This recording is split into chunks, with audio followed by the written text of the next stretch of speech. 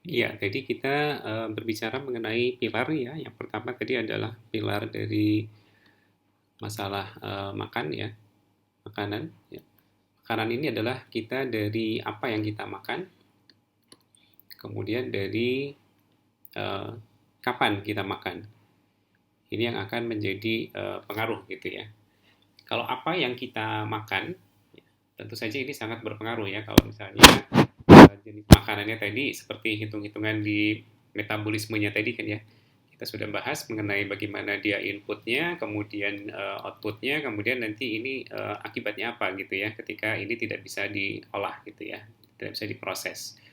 Antara input, proses, output, kemudian ini menjadi sisanya ya, jadi sisa.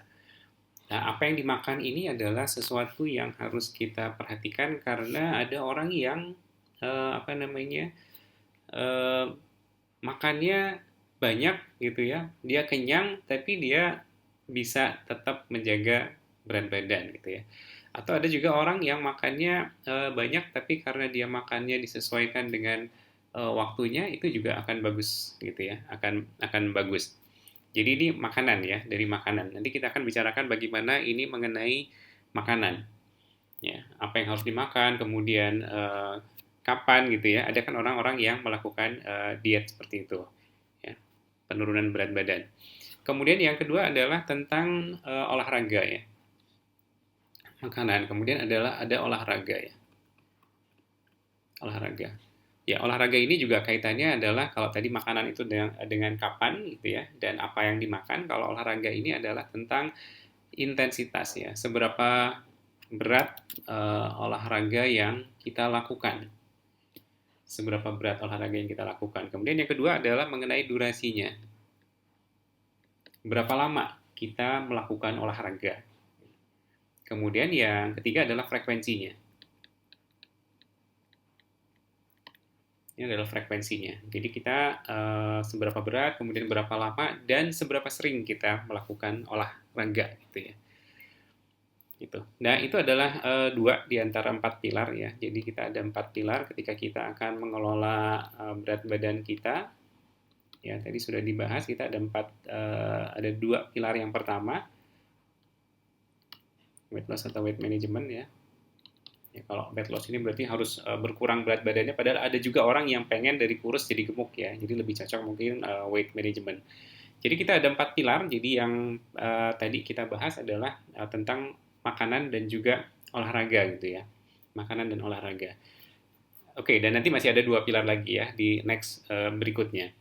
Jadi kita bahas dulu nih tadi yang tentang makanan ya, tentang makanan. Nah, makanan itu, oke, sebelum ke sini dulu ya, sebelum ke makanan. Orang juga bisa ya, orang bisa dengan makanan dan juga olahraga itu dia bisa menjaga berat badannya. Tapi memang dari pengalaman orang yang menjalankan dengan seperti itu adalah waktunya yang cukup lama ya. Jadi untuk menjalankan program itu sampai dengan berhasil itu waktunya yang lama. Jadi bisa jadi itu sampai dengan setahun gitu ya. Dia baru terasa bisa menikmati sesuai dengan berat badan idealnya gitu. Ya, atau mungkin lebih cepat gitu ya, bisa 6 bulan gitu ya. Tapi itu cukup lama dan dalam rentang waktu yang cukup lama dan harus konsisten untuk menjaga pola makan dan olahraga seperti itu memang kadang-kadang membuat orang menjadi frustasi. Ada yang bilang saya, oh ya teman juga kemarin cerita anak saya sudah coba nih, sudah ngurangi makan, tapi juga belum turun juga itunya apa namanya berat badannya gitu. Dia masih sering pegangin perutnya gitu. Nah, jadi menjadi apa namanya kadang-kadang menjadi frustasi gitu ya. Dan sepertinya berarti harus harus kita percepat nih gitu ya. Harus kita percepat supaya waktunya ini nggak terlalu lama tapi juga tetap sehat sehingga kita semangat gitu dalam menjalankan programnya. Ya. Jadi nanti dengan pilar-pilar yang ada dari bagaimana weight management ini kita akan bisa menjadi lebih cepat ya. Ya, oke. Dari makanan, makanan ini yang pertama adalah bagaimana kita harus mengkombinasikan makanan yang cocok, yang kalorinya tidak banyak ya. Jadi nanti dari makanan kita akan bagi bagaimana dari sisi apa namanya ya, tadi yang timbunan ya, yang bisa bikin timbunan ya. Kemudian juga nanti kita harus cari yang bisa membakar makanan ya, membakar lemak gitu. Kemudian juga tentunya kita perlu juga nutrisinya ya, perlu nutrisi. Jadi kalau nanti kita mau praktekkan adalah makanan kita, ya, makanan kita itu nanti kita bagi ya, makanan kita nanti kita bagi ya, gitu antara apa protein. Protein ini ada yang protein hewani gitu ya, ada juga yang non non ini ya, non daging lah gitu ya, gampangannya ya. Kemudian di sini ada sayur ya. Kemudian juga di sini ada karbo ya. Nah, yang banyak menimbulkan timbunan ini adalah di karbonya. Karbo ini yang banyak, sehingga ini yang harus kita batasin nanti dari sisi makanannya. Jadi kalau bisa ya seukuran tangan ya, kalau ada apa namanya tangan kita biasanya gitu ya. Gitu ya. Ya, jangan banyak-banyak lah, ini jari tangan kita gitu ya. Nanti makanannya jangan banyak-banyak. Nasinya itu ya segini aja gitu ya karbonya. Apalagi buat teman-teman yang memang kerjanya di kantoran, bukan sebagai petani atau kuli bangunan gitu ya, atau orang-orang lain yang memang banyak menggunakan fisik gitu. Karbo itu nggak banyak terpakai. Jadi kalau lebih banyak duduk di kantor itu karbo itu nggak terpakai. Gitu. Jadi semakin banyak ininya, semakin banyak apa namanya kita mengkonsumsi karbo, kalorinya banyak, itu nanti akan banyak timbunan di badan kita. Gitu. Cuma biasanya orang akan mengeluh, kalau saya makannya sedikit gini, saya gemeter nih, saya lapar gitu ya. Jadi gimana dong? Saya kadang-kadang sudah pernah nyoba juga nggak makan ini, tapi akhirnya menjadi lapar gitu. Nah, ini harusnya nanti di sini ya. Jadi di kita harus perbanyak apa namanya porsinya adalah di sini. Di proteinnya yang kita perbanyak dan juga di sayurnya. Protein ini sebaiknya ini adalah satu kepal ya. Satu kepal tangan kita. Gitu ya. Satu kepal tangan kita. Protein yang hewani, protein yang non daging juga sama gitu ya. Kita apa namanya acuannya gitu ya, satu kepal tangan kita juga sama gitu seperti ini ya. Satu kepal. Nah, kemudian kalau sayurnya ini bisa kita banyakin. Ya, kalau sayur nggak terlalu apa namanya aman lah kalau kita perbanyak gitu ya. Ini bisa banyak. Jadi nanti kita bisa liatin contoh-contoh menu-menunya gitu ya kalau orang ini. Jadi Anda nggak usah khawatir, Anda tetap makan kenyang. Ya, saya sebelum mengambil program ini, saya sudah tidak makan nasi cukup lama, bertahun-tahun ya, sudah lebih dari 4 tahun, dan saya bilang nggak akan lapar gitu ya kalau porsinya masih cukup. Yang akan lapar, akan gemetar itu kalau kita karbonya sedikit, kemudian yang lainnya juga sedikit ya. Biasanya orang yang makan misalnya nasi satu piring besar, kemudian sayurnya 2 sendok ya, kemudian pakai dagingnya cuma sepotong kecil ya, mungkin sekitar ukuran 4 kali 4 dagingnya, kemudian cuma pakai tahu satu dan pakai sambal.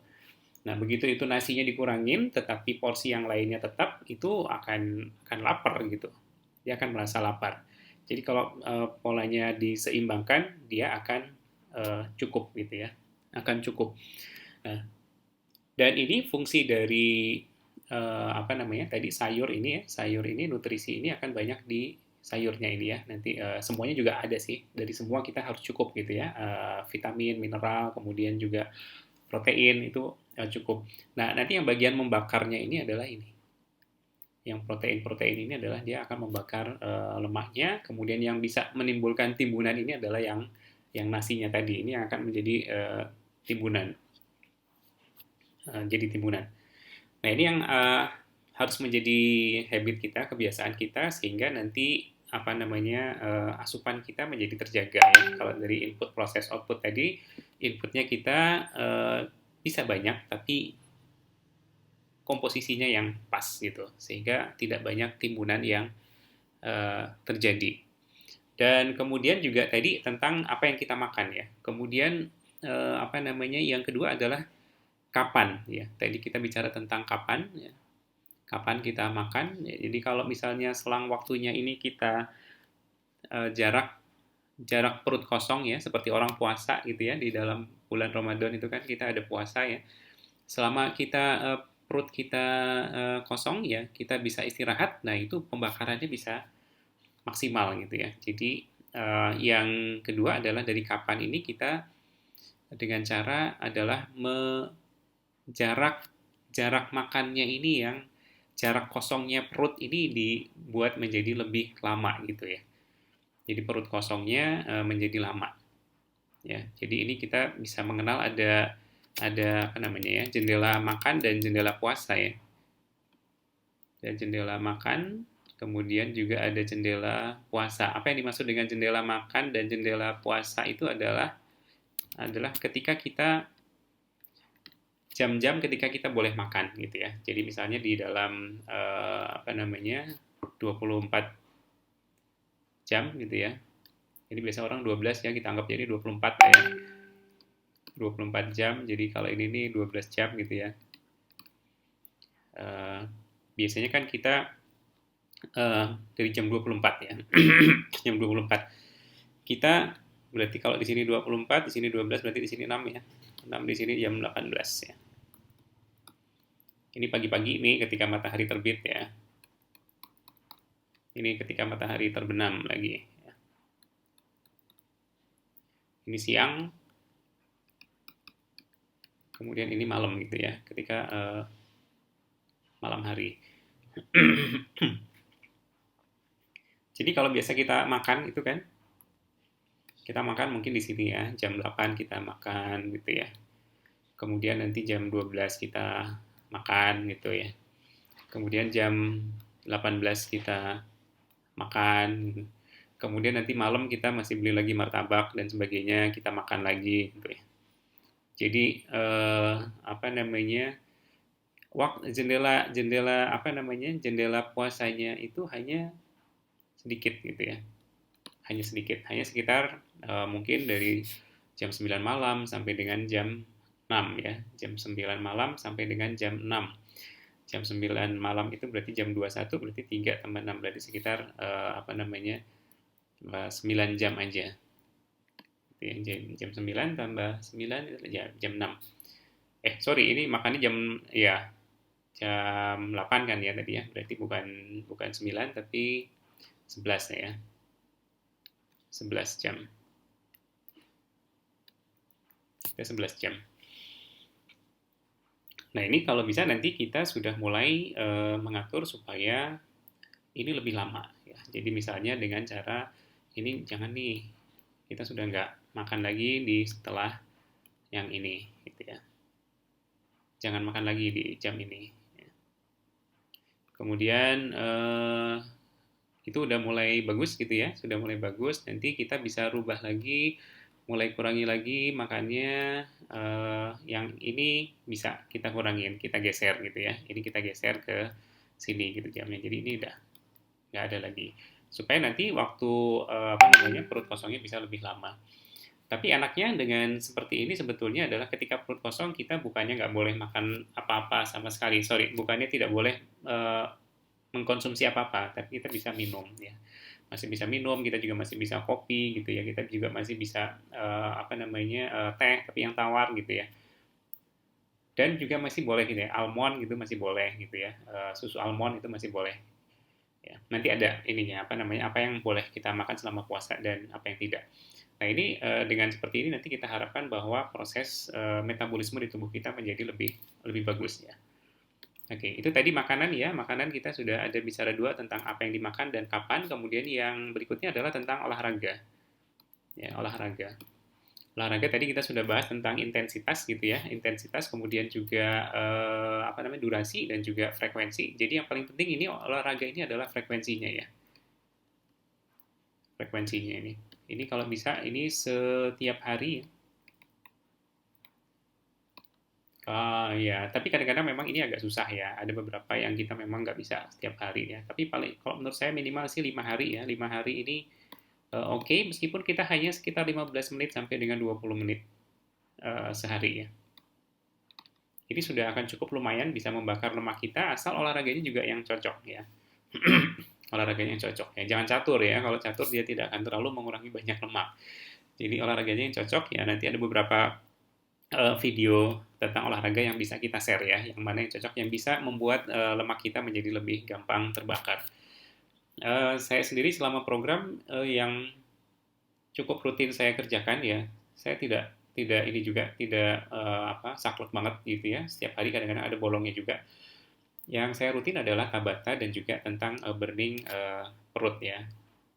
Bagaimana kita menghilangkan lemak perut. Nanti kita share videonya. Kemudian yang itu ya. Jadi yang penting adalah ini. Jadi nggak usah yang terlalu berat. Jadi saya dari pengalaman merasakan gitu ya bagaimana saya eh, mencoba juga dengan gym gitu ya, hampir setiap hari gym ya. Tapi karena belum dikombinasikan dengan pilar-pilar yang lain itu saya merasa cukup susah ya. Jadi saya sudah menjalankan dua pilar tadi.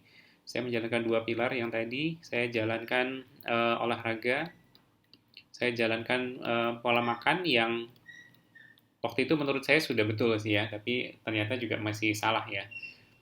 Saya sudah mengurangi karbo gitu ya. Coba masih ada beberapa yang saya masih belum belum pas gitu ya. Ini berat badan saya masih di angka 78 80 gitu ya kisarannya ini. Kadang-kadang 82 gitu ya. Gitu ya. Dengan pola yang seperti ini saya merasa susah banget gitu ya untuk mau turun lagi ini eh, sangat susah gitu. Sangat susah dan akhirnya saya harus menambahkan lagi beberapa pilar lagi ya. Jadi kalau tadi kita bicara pilarnya itu adalah makanan ya, tentang makan, kemudian tentang olahraga ya. Ini saya merasa saya nggak cukup gitu ya. Tadi saya berat masih sekitar segitu. Jadi yang berikutnya saya harus nambahkan lagi dengan apa namanya? Sorry, yang ini adalah kita adalah tentang bicara tentang suplemen ya. Suplemen ya. Untuk apa namanya? Mempercepat sebetulnya ya. Mempercepat ya. Jadi ini tetap kita laksanakan yang dua ini tetap kita laksanakan makan dan olahraga, kita tambahin suplemen. Suplemen ini fungsinya apa?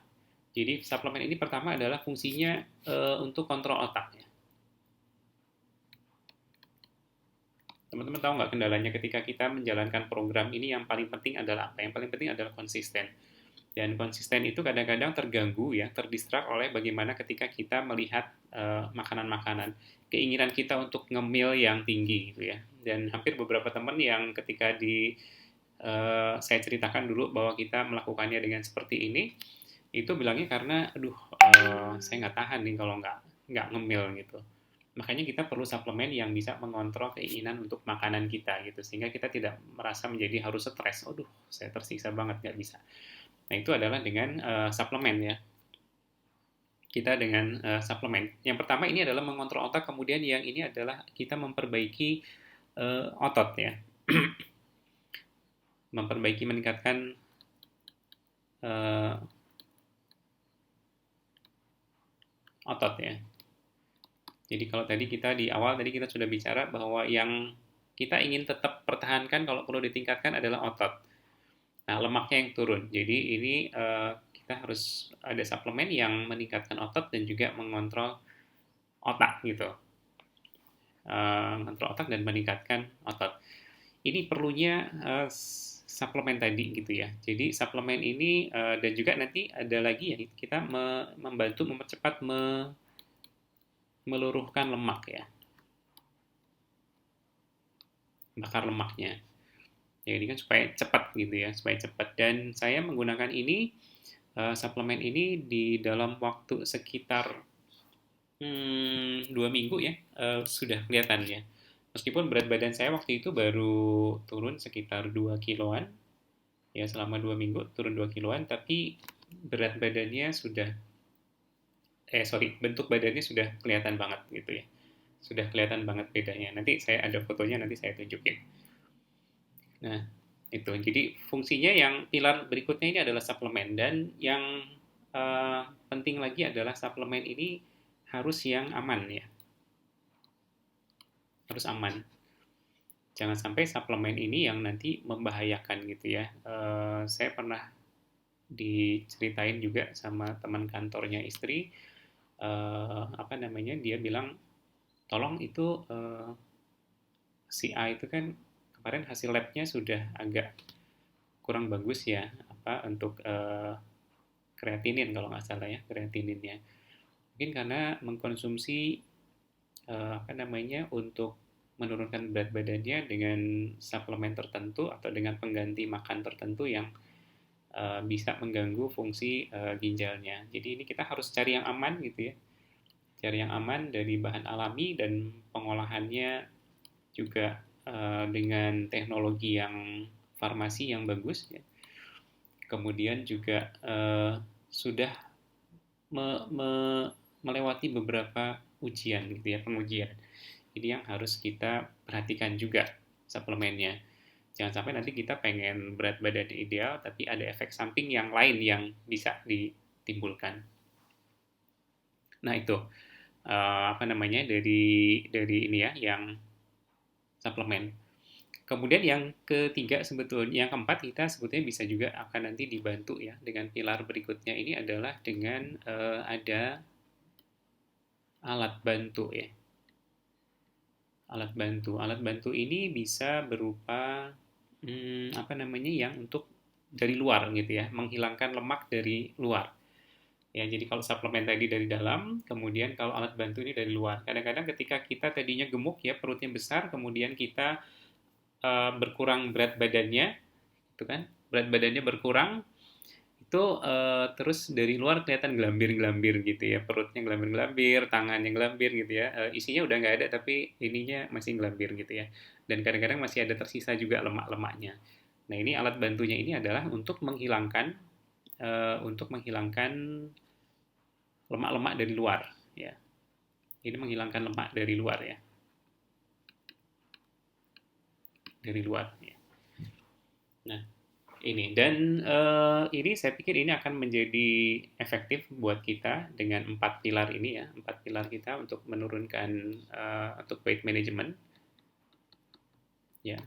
Tapi nanti di samping 4 pilar ini kita perlu lagi nanti ini kayaknya sudah oke ya, tapi apa namanya, kita makan gitu, olahraga, suplemen, alat bantu. Dan dari pengalaman saya adalah ketika kita apa namanya,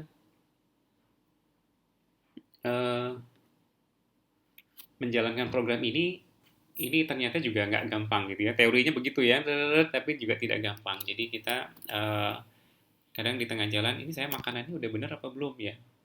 Udah bener apa belum ya? Jadi kalau tadi kita sudah ada 4 pilar ya, bisa kita bilang seperti itu, ada 4 pilar. Bagaimana kita apa namanya, untuk menjaga berat badan kita. Nah, yang penting lagi adalah yang pertama, kita harus di lebih enak lagi kalau kita ada pembinaannya gitu ya. Ini pengalaman saya ketika yang tadi saya bilang, saya di awal itu juga saya sudah melakukan kontrol olahraga, kontrol makanan gitu. Tapi apakah yang saya lakukan sudah betul gitu ya. Jadi ini kita sebetulnya perlu coach ini ya. Coach ya. Di samping 4 pilar tadi kita perlu coach, sehingga nanti kalau ada coachnya kita bisa konsultasi nih. Saya apa namanya, misalnya nih, saya kok belum turun ya. Jadi di komunitas kita ini ada yang bilang, saya kok belum turun ya, dok, kenapa apa namanya, ini saya sudah lakukan kok belum turun.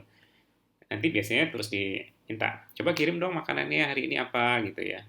Ini apa, kirim makanannya, kemudian juga olahraganya apa hari ini gitu ya. Kemudian makannya jam berapa dan sebagainya gitu.